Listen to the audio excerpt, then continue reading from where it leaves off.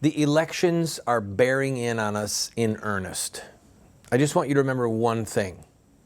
Ronald Reagan was unelectable. I'll be right back.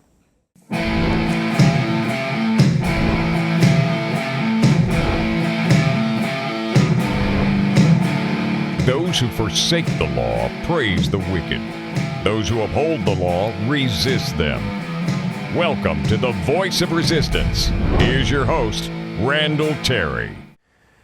Well, the elections are a matter of weeks, soon days away.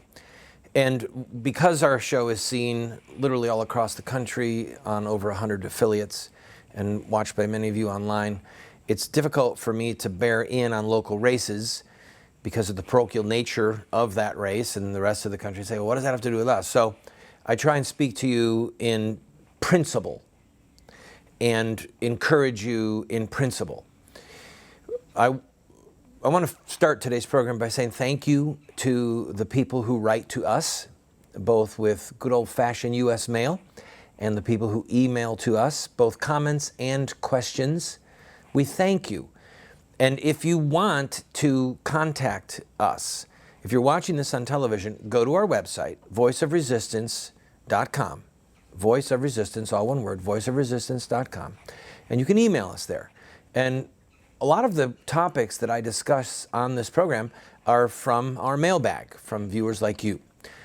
Please know that one of us on this team reads, we read every single email. I mean, we look at what comes in, and we want to know what you're thinking.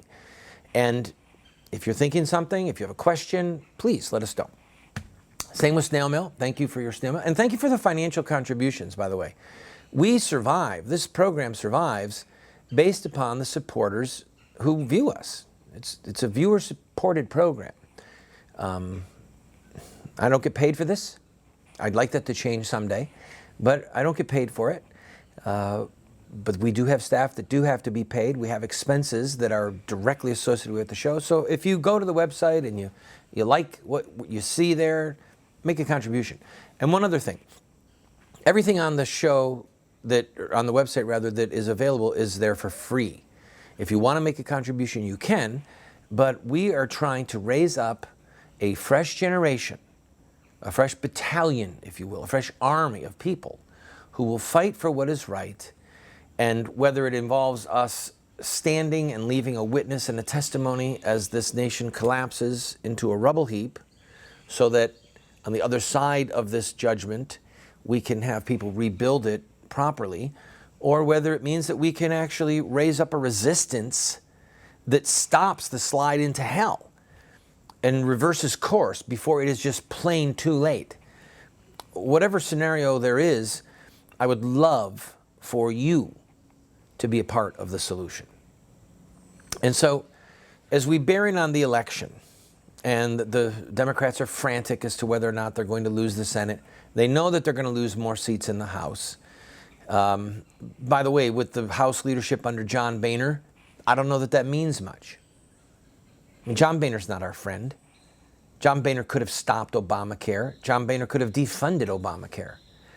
John Boehner could have done a great number of things. He could have defunded Planned Parenthood. John Boehner is a traitor to the principles of Christian ethics and conservatism, as he has proven recently by raising money and giving money to 3 Republican candidates that are outright enemies of human life and the covenant, the sacrament of marriage. But I digress. What I want to leave you with in this segment is that Ronald Reagan was unelectable. Remember that. Reagan ran in '76 in a primary against then-President Ford and almost won. I mean, in the beginning, Ford had enough momentum as sitting president to prevail. Reagan stayed in the race almost all the way to the convention, if my memory is correct, and won state after state after state after state. In the smaller states, he didn't have enough electoral votes, or enough votes on the convention floor, rather, to win the nomination. But he put up a really good fight. But people were saying then in '76, and then they said it again as the primary got underway in 1979 and 1980, that he was unelectable. Now, Let me say this clearly, okay? Look into my eyes. Saying that Ronald Reagan was unelectable was a lie. And clearly, at least in my opinion, he was the greatest president of the second half of the 20th century. Okay? And they said he was unelectable. He was very electable. And he turned a great number of things around. Well, we need more unelectable candidates, don't we? And maybe it could be you. Now, it's too late for this election cycle. I know that. But as you watch all that's going on around you, I don't care if you're 25, 35, 45, 55, 65 years old. I don't care if you're a man or a woman. There may come a moment when in your heart you say, I've had it with these duplicitous adversaries of truth, these duplicitous enemies of life. I'm going to run. And you run with courage and with clarity and with valor. And maybe you, sir, maybe you, ma'am, the unelectable candidate, can get elected to your county government or to your state government or maybe to our federal government. And you can be a voice and a force for righteous and just change in this America. Think about it.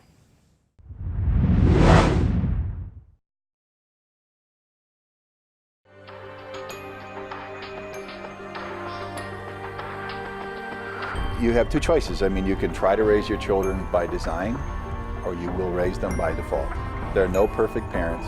We're going to get it wrong sometimes. If we have a plan, we've got a better chance of getting it right in the long run. There is something deep within the heart of every human being that longs for parental acceptance and approval. When does a boy become a man?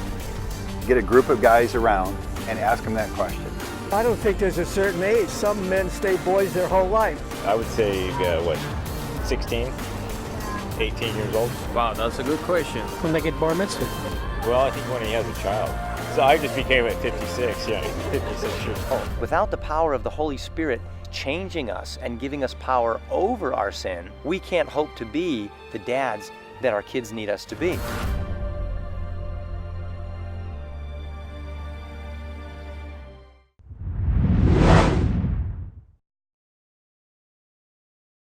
One of our viewers recently wrote us and said, how can we get journalists, television broadcasters, to read the research that you, Randall, have done on Islam?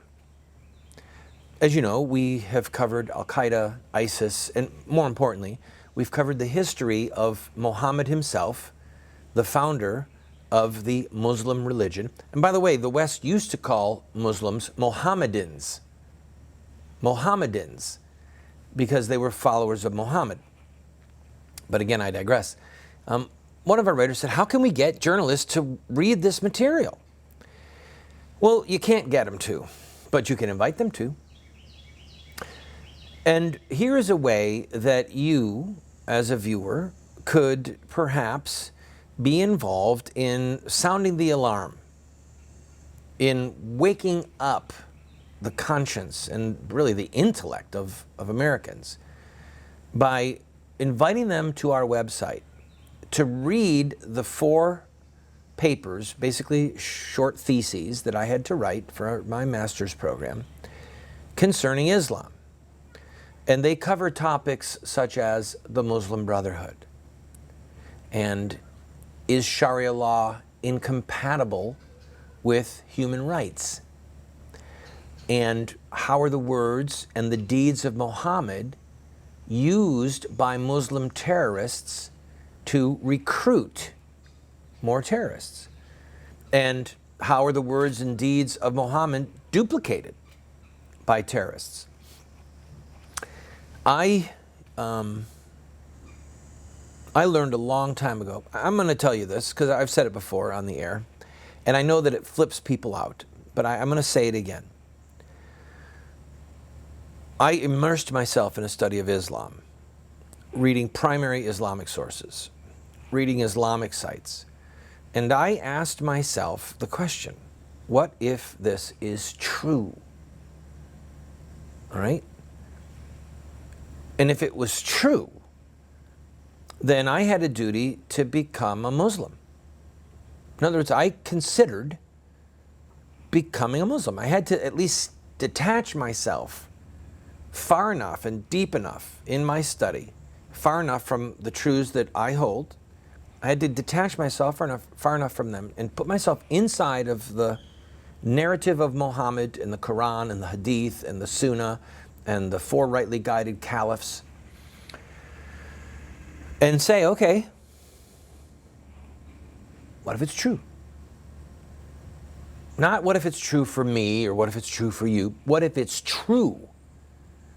In other words, what if God really did send Muhammad to correct the errors of time? And Muhammad's position was, and what he said was, that the Old Testament was given to Moses and to the Old Testament prophets, that the Gospels were given to Christ, to Jesus, and that that the scribes and the rabbis and the priests and the monks had corrupted the texts and had changed them. And one of the lengthy passages dealing with Jesus says that God will say to him, "Did you tell people to worship you?" And Jesus will respond, "No, Allah, I did not. None shall be worshipped but you." So Muhammad dealt with this. He dealt with the Old and New Testaments and said, look, the people that handled their written record corrupted and perverted and changed the texts. And that I, Muhammad, have been sent as the last prophet, the seal of the prophets that were before me, to correct the errors of time and to lay down once and for all the truth of how God is to be worshipped. And that's why a large part, a significant minority, but a significant part nonetheless, of the Quran is a retelling of Old and New Testament stories. Okay? Muhammad believed, or at least he said he believed, that those Old and New Testament stories in their original perfect form were true, and so they retooled them in the Quran to correct the perversions that allegedly happened with the Old and New Testament. So you say to yourself, all right, or I said to myself, what if that really did happen? What if it's true? Well, then I would have a duty to follow Muhammad. I would have a duty to become a Muslim, to make the profession of faith, and to become a Muslim. Well, Randall, why didn't you do that? Well, there were several reasons, and I'm going to tell them to you right now. Number one, actually, you know what I'll do? I'll take a quick break, and I'll tell them to you, and you can guess during the commercial. What was it? What kept him from becoming a Muslim? My wife, she would have killed me. I'll be right back.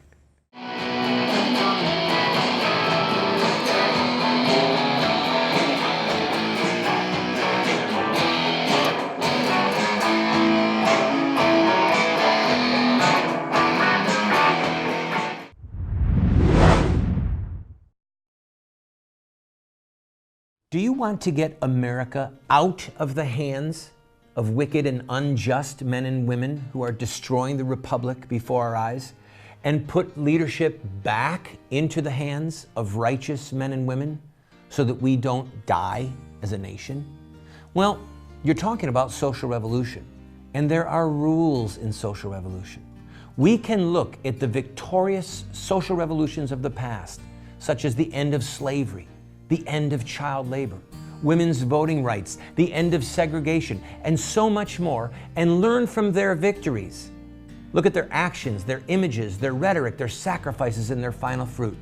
We will send you this series that originally cost $129, 7 books for students, 1 teacher's guide, if you'll give a gift of any size and just pay for shipping and handling.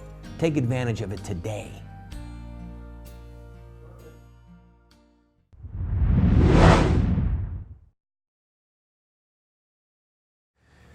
If Muhammad was the seal of the prophets, if he did come to correct the errors of time, and if God really did put a sword in his hands to ensure that none but Allah, that's the Arabic word for God, could and should be worshiped publicly, then our duty is to follow him.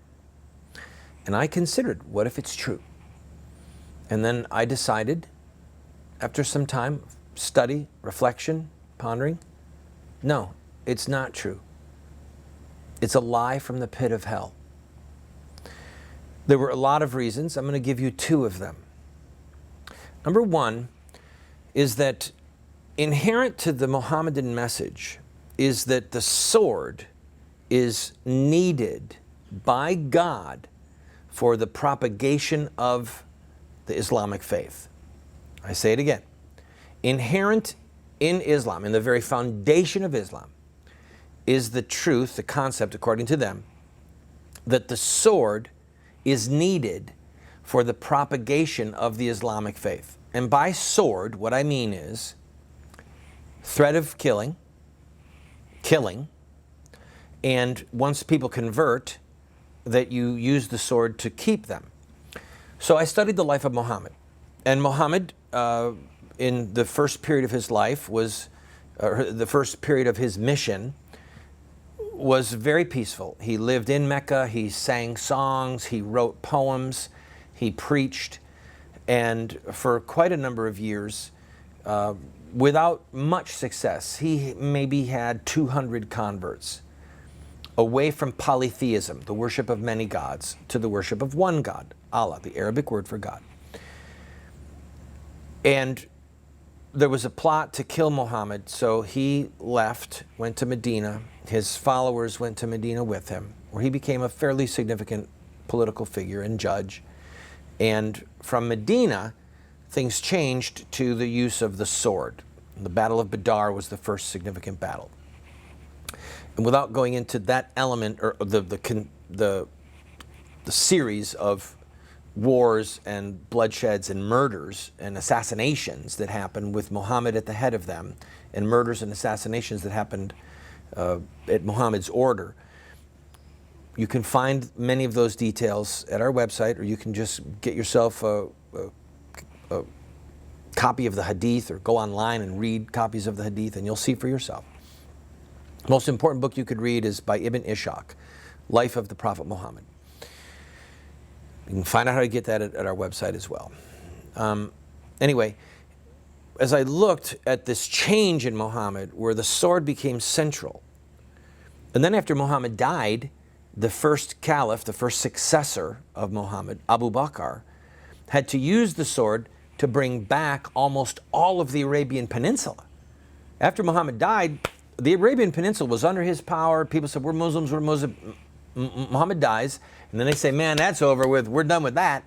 And Abu Bakr says, oh no, you're not. And he reconquered the entire Arabian Peninsula with the sword.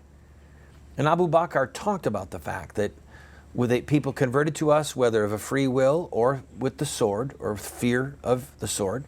He said, and we didn't care how they converted. But once they did, they were God's protégés under his protection. And so I saw that the sword was central to the foundation of Islam. And I thought, any God that is so weak that he has to rely on the steel of human swords cannot be true. Because think about it, God is almighty, all right? God is the ruler of the universe. God has within his hands the soul of every human being. God can pull the plug on any human that he wants and they die. Why would he need the sword? Why would he need frail human beings to threaten to cut off people's heads, or else? Worship God, Allah, or else. Off with your head.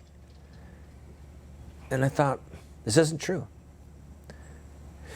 And then another critical reason was the foundation of the Christian church was built upon the death, burial, and resurrection of Jesus Christ. And the early apostles, his first apostles, fleeing from him, right, abandoning him, but then seeing him raised from the dead, and then each of them, one at a time, going to their death, to their martyrdom, solely based upon the profession of their faith, Jesus is Lord, and God raised him from the dead. Okay? All they had to do was to say, we made it up. All right? Now, as with the Mohammedan religion, the Roman authorities, or the authorities where the apostles were, often did put a knife to their throat, all right, either in reality or in concept, and said to them in so many words, deny this faith, deny Jesus is God, and deny that you saw him raised from the dead, and we'll let you live. Okay? Well, not one of them did it. They all forsook Christ, except for John. They all forsook him at the moment of his passion, and they hid. But then after they saw him with their eyes as eyewitnesses, after they saw him alive, they were willing to go to their death, to say, you can kill me, you can hang me on a cross upside down, you can flay my skin, you can cut my head off. It doesn't matter. I saw Jesus raised from the dead. I know he's alive. And he will come again, and he will judge the living and the dead. And they all went to their grave, refusing to turn from that testimony. Men don't lie and then hold on to that lie. Not 11 men. Not in the face of death. No, they don't lie for something like that. That was a true testimony, people. That was a true testimony. So, based upon those two things and several other elements, I just thought Muhammad was a liar. He was a deceiver. He was a murderer. And he did adopt elements of the Judeo faith and the Christian faith, but he perverted them. He corrupted them. It wasn't that the Jews and the Christians corrupted their texts. It was that Muhammad was the corrupter of the faith. And then, like the ancient pagan gods of Greece and Rome, wanted the authorities of that day to take the sword up and make sure that everyone under their power stayed in the Grecian god world or in the Roman god world. Muhammad took up the sword and said, you're going to worship Allah. That was another reason. It was a sign of a false religion, that it was an echo of the Grecian religions or the Roman religions of the past. I said, no, it's not true. It's a lie. And I will stay with our Lord Jesus Christ and the testimony of his apostles who said, he is not dead, but alive.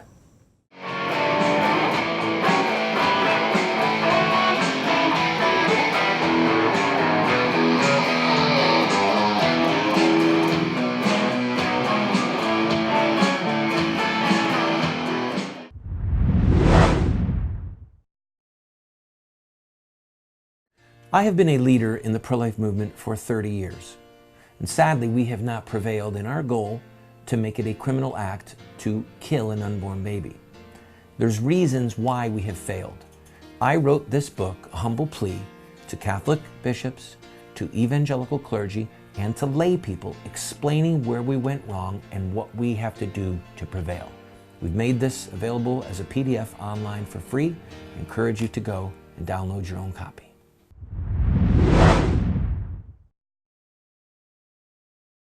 I hope you're enjoying our broadcast, friend. Again, I encourage you to go to our website, voiceofresistance.com. Read, get our books. Everything is available to you there for free. We call it our online university because we're looking for men and women who want to not just be in front of their TV or in front of their computer, but get out into the battles of the culture wars. I want to close with one small, teeny admonition. You know, as this ISIS thing grows, we need to speak out against Islam, to know all that we can, and to speak out clearly and forcefully and fearlessly. Because if we don't, you have to remember, other great swaths of Christian land have been lost to Muslims before. Go to Turkey. Go to where Paul wrote the book of Galatians to, or the book of Ephesians. It's completely overrun by Islam. So if you look at Constantinople, the Byzantine Empire, and think, oh my God, the jewel of Christianity was lost to Islam, then you think, you know what? It could happen in Europe. It could happen in other Christian nations. God forbid. God forbid that it ever happen here.